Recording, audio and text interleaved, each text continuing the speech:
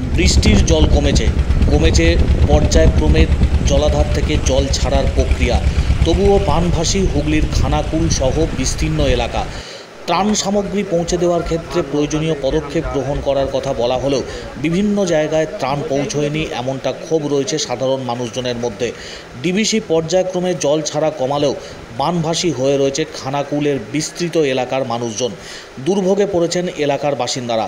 বন্যা কবলিত এলাকায় মানুষের কাছে পৌঁছে ত্রাণ সামগ্রী পৌঁছে দিলেন প্রদেশ কংগ্রেসের প্রাক্তন সভাপতি অধীর রঞ্জন চৌধুরী।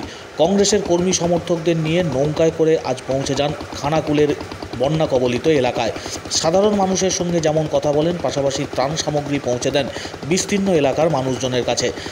কেন্দ্রীয় সরকার পাশাপাশি রাজ্য সরকারের ভূমিকা নিয়েও যথেষ্ট ক্ষোভ প্রকাশ করেছেন কংগ্রেস নেতা অধীর রঞ্জন চৌধুরী। দলীয় কর্মীদের নিয়ে নৌকায় চেপে খানাকুল এলাকা পরিদর্শন করেন, পাশাপাশি বন্যা কবলিত মানুষের হাতে তুলে দিলেন ত্রাণ সামগ্রী।